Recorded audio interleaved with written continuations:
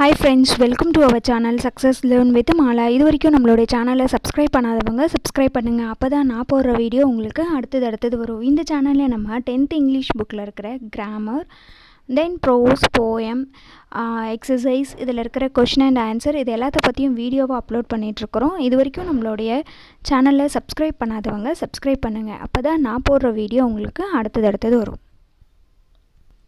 இப்போ பார்த்தீங்கன்னா 10th English grammar section past perfect tense page number 79 இருக்கும். பாஸ்ட் பர்ஃபெக்ட் டென்ஸ் அதாவது பார்த்தீங்கன்னா இப்போ நம்ம வந்து கொஞ்சம் வீடியோவாக வந்து என்ன அப்லோட் பண்ணிகிட்ருக்கோம், டென்சஸ் பற்றின வீடியோ தான் நம்ம அப்லோட் பண்ணிகிட்ருக்கோம்.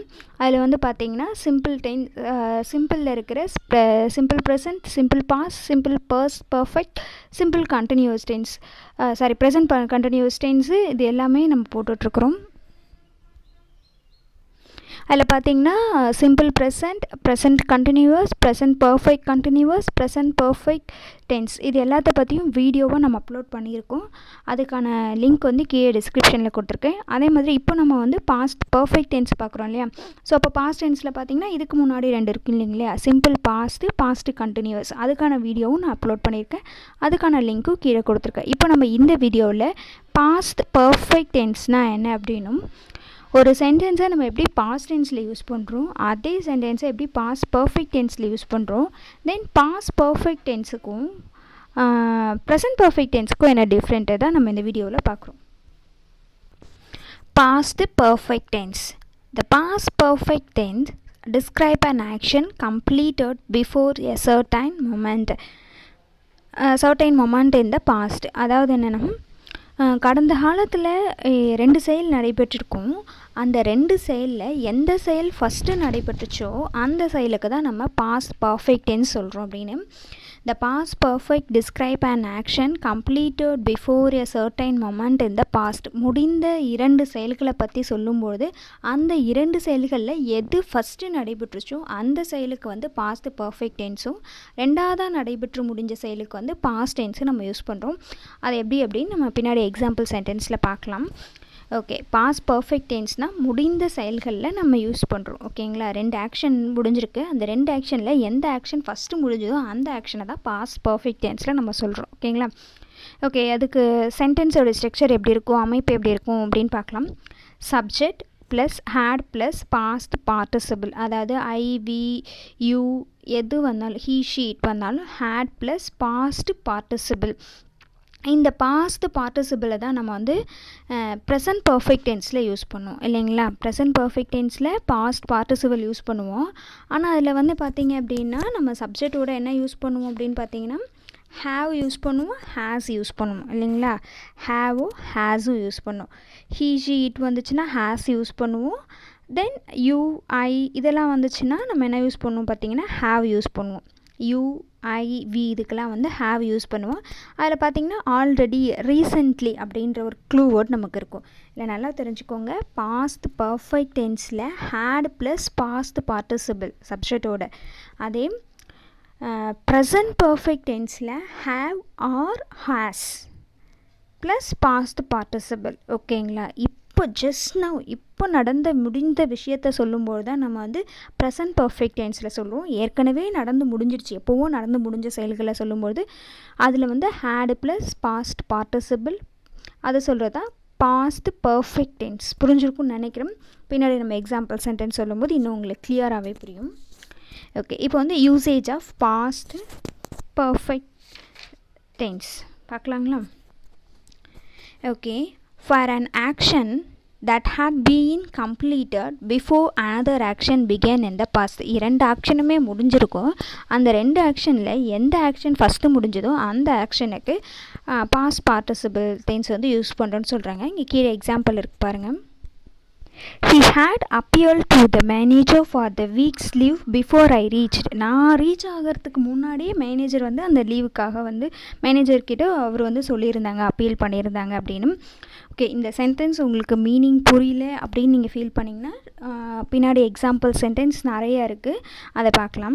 Next, to describe an action in the past which became the cause of another action. நான் முன்னாடியே சொல்லிட்டேன், ஒரு ஆக்ஷன் 2 ஆக்ஷனுமே நடந்து முடிஞ்சிருக்கும். அந்த 2 ஆக்ஷனில் ஃபஸ்ட்டு எந்த ஆக்ஷன் முடிஞ்சதோ அதை குறிக்கிறதுக்கு ஹேட் அப்படின்ற நம்ம வந்து பாஸ்ட் பர்ஃபெக்ட் டென்ஸ் வந்து யூஸ் பண்ணுறோம். செகண்டாக முடிஞ்சதுக்கு வந்து நம்ம வந்து பாஸ்ட்டு சிம்பிள் பாஸ்ட்டில் சொல்கிறோம். ஓகேங்களா?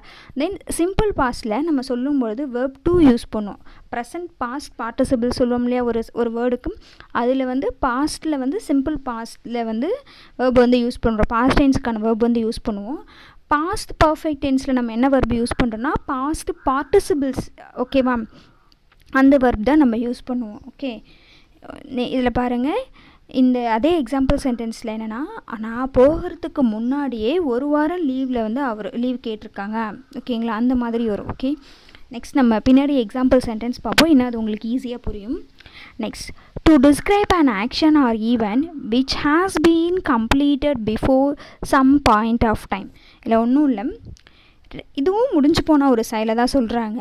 அப்படி முடிஞ்சு போன ஒரு செயலை பர்டிகுலராக டைம் மென்ஷன் பண்ணி இந்த டைமில் நடந்துச்சு அப்படின்னு சொல்லும்போது நாம் வந்து ப்ளஸ் பாஸ்ட் பர்ஃபெக்ட் டென்ஸில் சொல்கிறோன்னு சொல்கிறாங்க. By 11 AM all the students had left. புரியுதுங்களா? had left. Okay, the school's campus after the Independence Day celebration. Okay, அதாவது 11 மணிக்கு ஸ்டூடெண்ட்ஸ் எல்லாம் கேம்பஸை விட்டு வெளில போனாங்க இண்டிபெண்டன்ஸ் டே செலிப்ரேஷன்ஸில். ஓகே, அந்த டைம் வந்து மென்ஷன் பண்ணியிருக்காங்க. அந்த டைம் வந்து மென்ஷன் பண்ணும்பொழுது வந்து பாஸ்ட் பர்ஃபெக்ட் டென்ஸில் வந்து நம்ம அதை வந்து சொல்கிறோம். ஓகேங்களா?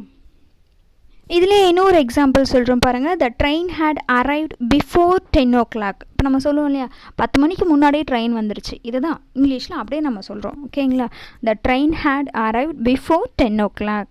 அரைவ்ட் அதில் வந்து ஹேட் போடுறோம். இதான் simple.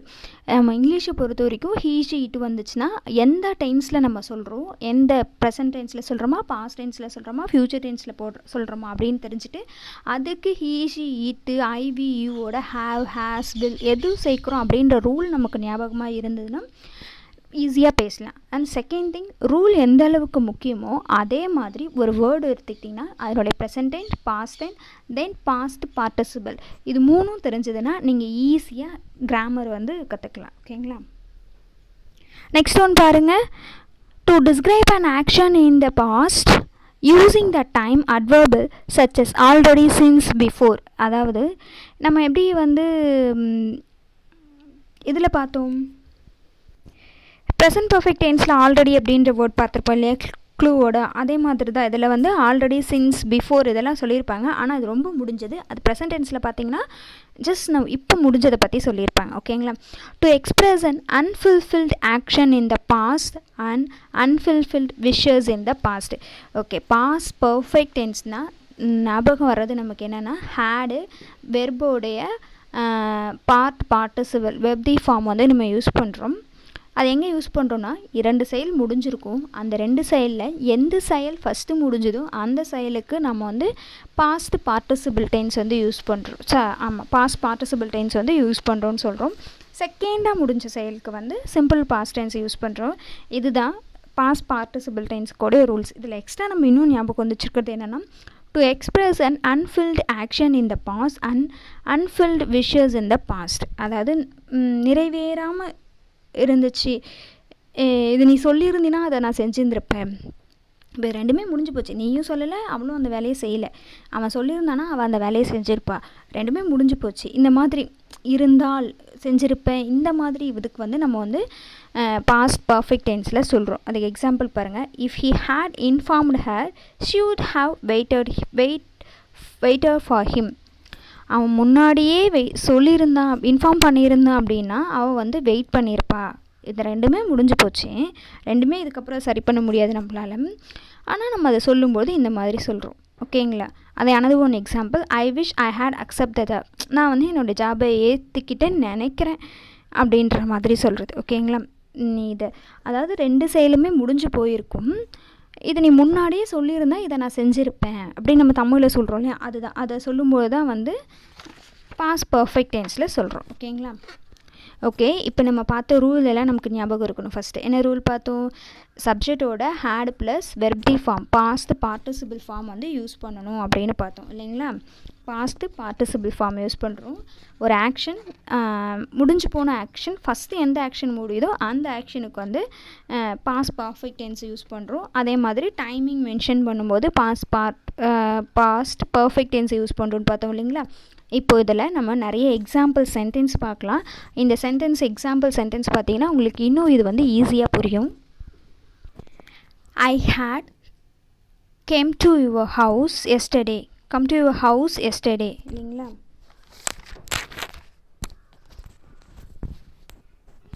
I had come to your house yesterday. நேற்று நான் உன் வீட்டுக்கு வந்திருந்தேன். புரியுதுங்களா? நேற்று நான் உன் வீட்டுக்கு வந்திருந்தேன்.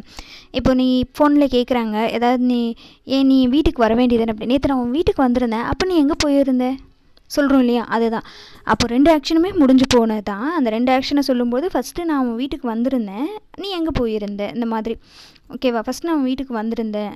ஓகே, அதுதான் சொல்கிறது. நேற்று நான் உன் வீட்டுக்கு வந்திருந்தேன். I had come to your house yesterday. இதே நம்ம வந்து பாஸ்டில் சொல்லணும்னா I went to your house yesterday. நேற்று நான் உன் வீட்டுக்கு வந்தேன். ஓகேங்களா? தெரிஞ்சுக்கிறது நம்ம வந்து பாஸ்ட் டென்ஸும் பாஸ்ட் பார்ட்டிசிபிள் வேர்டு தான் நம்ம போடுறது வெர்பில். ஓகேங்களா? Ramu had gone to Delhi yesterday. நேற்று ராமு வந்து டெல்லிக்கு சென்றிருந்தான். ஓகே, நேற்று ராமு வந்து டெல்லிக்கு சென்றிருந்தான்னு சொல்கிறது. இதே நம்ம வந்து சிம்பிள் பாஸ்டில் சொல்லணும்னா Ramu went to Delhi yesterday. நேற்று அவன் டெல்லிக்கு சென்றான். ஓகே, இப்போது Ramu had gone to Delhi yesterday, சென்றிருந்தான். இப்போ நான் வந்து ராமுக்கு ஃபோன் பண்ண நேற்று. நான் ஃபோன் பண்ணும்போது அவன் டெல்லிக்கு போயிட்டுருந்தான். ஓகே, நீ ஃபோன் பண்ணுறதுக்கு முன்னாடியே அவன் டெல்லிக்கு போயிட்டுருக்கிறதுக்கு ஆரம்பிச்சிட்டான். அப்போ அந்த ஒர்க்கு தான் ஃபஸ்ட்டு வரும் இல்லையா? ஸோ அதான் Ramu had gone to Delhi yesterday. இது வந்து பொதுவாகவே 2 செயலை சொல்லும்போது மட்டும்தான் அந்த செயலை ஃபஸ்ட்டு 2 செயல் முடிஞ்சு போனது. அதில் ஃபஸ்ட்டு முடிஞ்சு போன செயலுக்கு சொல்கிறதுக்காக தான் பாஸ்ட் பர்ஃபெக்ட் டென்ஸ் வரும். ஓகேங்களா? I had bought old car. Okay, I had bought and old car. நான் வந்து ஒரு பழைய காரை வாங்கியிருந்தேன். I had written a letter. நான் ஒரு கடிதம் எழுதியிருந்தேன். ஓகே, சரி. Kannan had done his work well. Kannan வந்து அவனோட வேலையை சிறப்பாக செய்திருந்தான். இதையே நீங்கள் வந்து ட்ரை பண்ணி பாருங்கள், சிம்பிள் பாஸ்டில் எப்படி போடலாம் அப்படின்னு. ஓகே, அதை நான் ஒரு தனி வீடியோவாக உங்களுக்கு போடுறேன். இப்போ நீங்கள் ட்ரை பண்ணி பாருங்கள். தமிழில் சொன்னால் கண்ணன் வந்து அவன் வேலையை செஞ்சிருந்தான், கரெக்டாக செஞ்சுருந்தான். ஓகே, அப்படின்னு சொல்கிறது தான் இது meaning. He had gone to Mumbai last week. He had gone to Mumbai last week. அவன் சென்ற வாரம் மும்பைக்கு போயிருந்தான். இப்போ இது புரியுதுங்களா? நம்ம வந்து போயிருந்தான், செஞ்சிருந்தேன், வந்திருந்தேன், நீ ஃபோன் பண்ணும்போது நான் அந்த வேலை செஞ்சிட்ருந்தேன் சொல்கிறேன் இல்லையா? அதுதான் நீ ஃபோன் பண்ண, அப்போ நான் அந்த வேலையை பண்ணிகிட்ருந்தேன். ஓகேவா? நான் ஃபோன் பண்ணும்போது அவன் அந்த வேலையை செஞ்சிட்ருந்தான், முன்னாடியே அந்த வேலையை செஞ்சிட்ருந்தான், பார்த்துட்ருந்தேன், வாங்கியிருந்தேன் அப்படின்னு சொல்லும்பொழுது நம்ம வந்து பாஸ்ட்டு பர்ஃபெக்ட் டென்ஸில் சொல்கிறோம். ஓகேங்களா? இது வந்து 2 செயலுமே நடைபெற்று முடிஞ்சிருக்கும்.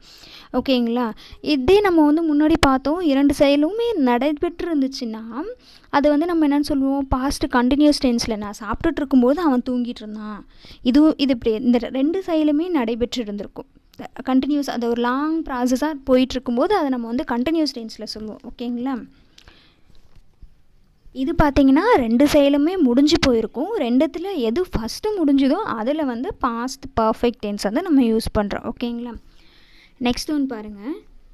இப்போ நான் சொன்னேன் இல்லைங்களா? அதாவது வந்து 2 செயல் வந்து நடைபெற்றிருக்கும். அதில் ஃபஸ்ட்டு செயல் வந்து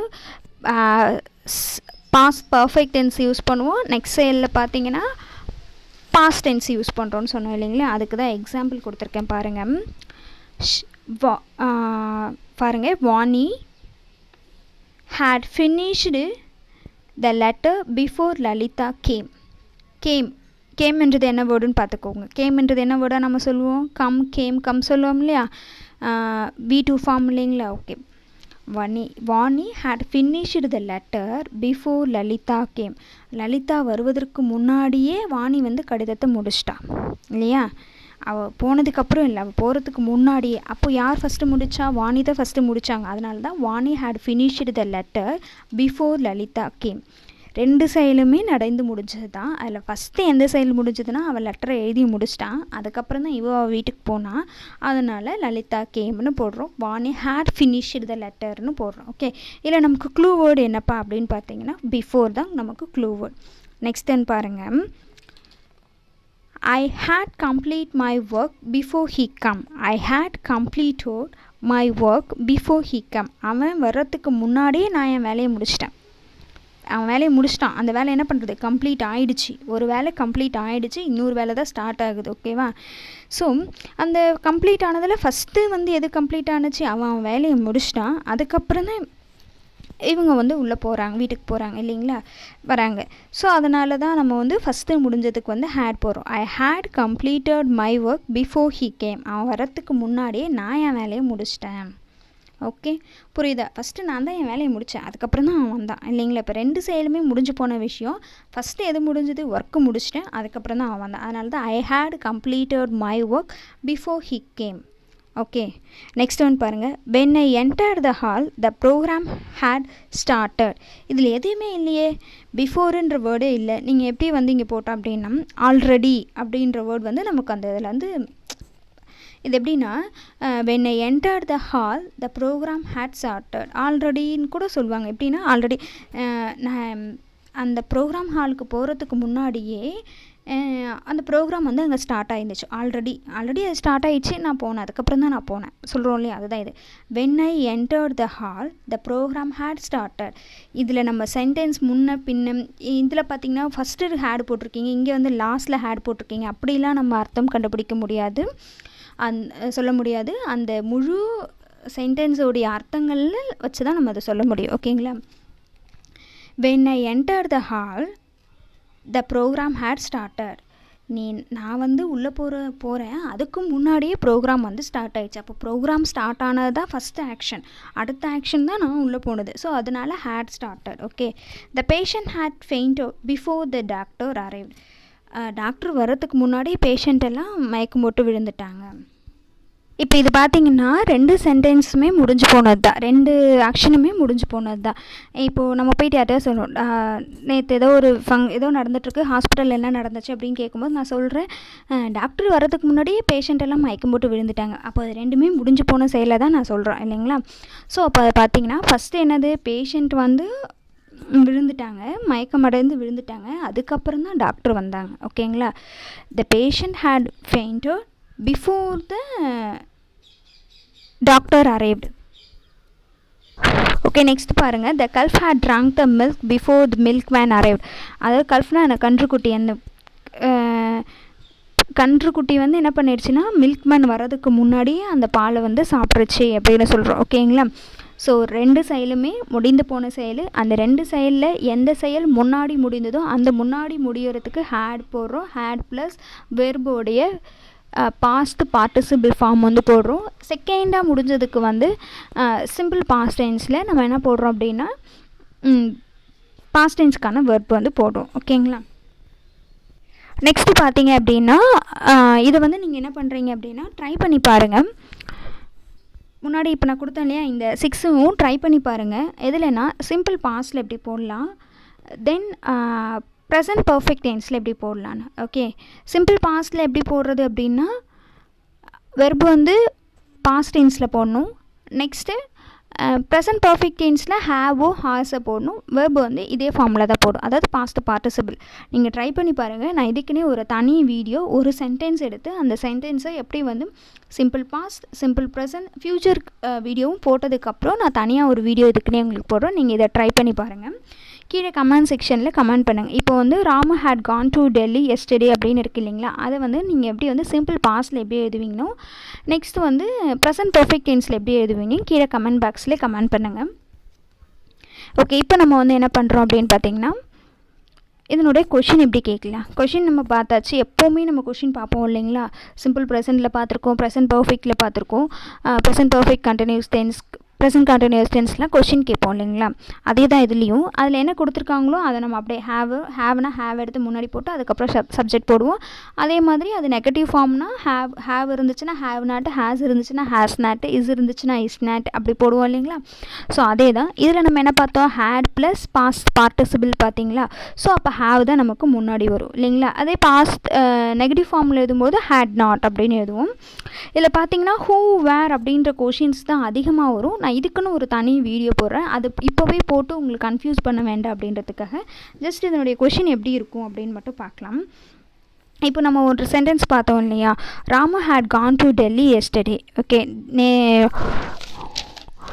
நேற்று வந்து ராமு வந்து டெல்லிக்கு சென்றிருந்தான் அப்படின்னு. அதே எப்படி கொஷின் கேட்கலாம், had Ramu gone to Delhi yesterday, அவன் டெல்லிக்கு சென்றிருந்தானா. இப்போ ஹேவ் நாட் போட்டோன்னா டெல்லிக்கு செல்லலையா நேற்று. ஓகே, அதில் தான் சிம்பிள்.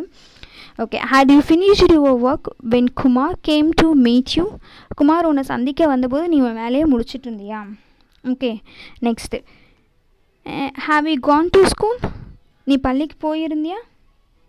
ஓகே, இதெல்லாமே வந்து நம்ம கொஷின் ஃபார்மில் எழுதுறது. ஹேடை வந்து நம்ம வந்து முன்னாடி போடுவோம். You had arranged the meeting, sorry who had arranged the meeting before I told. நான் சொல்கிறதுக்கு முன்னாடி யார் இந்த மீட்டிங்கை அரேஞ்ச் பண்ண. இதெல்லாம் நம்ம வந்து ரெகுலராக நம்ம யூஸ் பண்ணுறதுனால இப்போ நான் இது வந்து சொல்லியிருக்கேன். இது நீங்கள் இப்படியே வந்து ப்ராக்டிஸ் பண்ணி பார்த்தீங்கன்னா உங்களுக்கு ஈஸியாக புரியும். நெக்ஸ்ட் நான் வந்து ஹூ WH டைப்பில் இருக்கிற கொஷின் வந்து நான் அதுக்குன்னு ஒரு வீடியோ போடுறேன். நெக்ஸ்ட் ஒன் பாருங்கள், where had you gone when I phoned you. நான் உனக்கு ஃபோன் பண்ணும்போது நீ எங்கே போயிருந்த. இதெல்லாம் நம்ம சிம்பிளாக கேட்குற கொஷின். ஸோ அதனால் இதை நான் கொடுத்துருக்குறேன். இதுக்கு நம்ம ஒரு தனி வீடியோ பார்க்கலாம். சிம்பிள். இதுக்கு கொஷின் வந்து ஹேட் வந்து முன்னாடி போட்டு கொஷின் ஃபார்ம் பண்ணுவோம் எப்பொழுதும் மேலே. இது நெகட்டிவ் ஃபார்மில் கேட்டோம் அப்படின்னா ஹேட் நாட் போடுவோம். ஓகேங்களா.